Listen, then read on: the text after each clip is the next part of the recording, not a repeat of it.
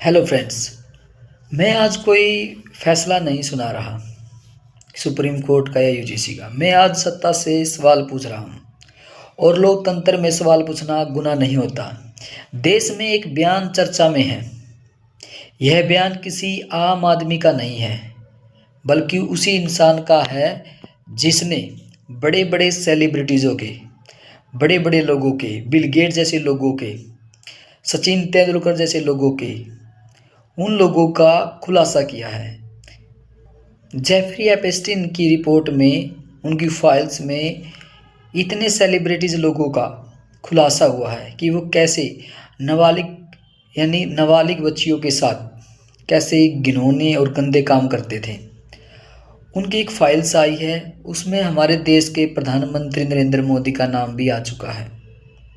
लेकिन सच्चाई क्या है ये अभी तक पता नहीं है, क्योंकि ना तो कोई वीडियो है ना कोई फ़ोटो अभी सामने आया है।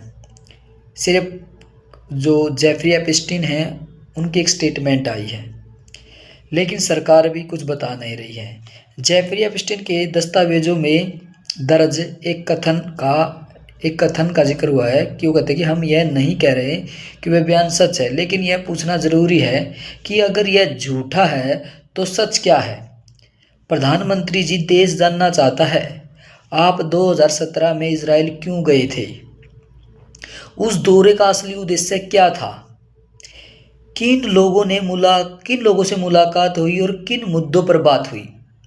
सरकार कहती है सब अफवाह है, सब बकवास है। तो फिर सवाल सीधा है, अगर सब बकवास है तो पूरी सच्चाई जनता के सामने क्यों नहीं रखी जाती? जेफरी एप्स्टीन के बयान में यह दावा किया गया कि इजराइल यात्रा के दौरान कुछ गतिविधियां अमेरिकी राष्ट्रपति डोनाल्ड ट्रंप को प्रभावित करने से जुड़ी थी। हम यह नहीं कह रहे कि यह सही है, लेकिन हम यह ज़रूर पूछ रहे हैं कि क्या सरकार इस बयान को पूरी तरह झूठा साबित करेगी? क्या सरकार लिखित रूप में बताएगी कि उस दौरे में क्या क्या हुआ? देश के नागरिक टैक्स देते हैं, देश के नागरिक वोट देते हैं, तो देश के नागरिक सवाल भी पूछेंगे। आज सवाल पूछने वालों को देशद्रोही कहा जाता है, एजेंडा वाला भी कहा जाता है। लेकिन याद रखिए, सत्ता जवाब देने से भागे तो शक पैदा होता है। अगर कुछ भी गलत नहीं हुआ तो जवाब देने में डर क्यों, चुप्पी क्यों?